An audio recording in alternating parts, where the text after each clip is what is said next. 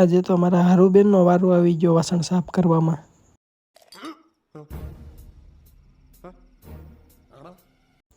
સવારમાં થઈ ગયા રેડી આપણે દુકાન જવા માટે. દુકાને પહોંચીને આપણે બધું કામ કરીને થઈ ગયા ફ્રી અને આપણે આવી ગયા આપણા ફ્રેન્ડની દુકાને. આ છે આપણા ફ્રેન્ડની શોપ. વાવ નાઈસ. થોડું એવું કામ કર્યું તો આપણે લગી ગઈ ભૂખ, એટલે હું અને મારો મિત્ર બે મળીને અમે ગયા નાસ્તો કરવા. क्या बात है सर, क्या बात है सर. આપણે આવી ગયા વડાપાઉં અને બ્રેડ પકોડા ખાવા. સાંજ પડીને આપણે તો દુકાન ક્લોઝ કરીને નીકળ્યા આપણે ઘરે જવા. ઘરે પહોંચ્યા હતા તો હારુબેન આજે તો વાસણ ઉટકવા બેસી ગયા હતા.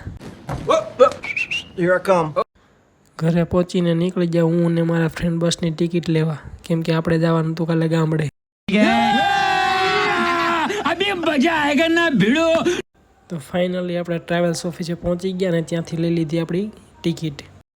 તો ચાલો મિત્રો, આજનો બ્લોગ અહીં જ ખતમ કરીએ. મળીએ કાલે નવા બ્લોગમાં.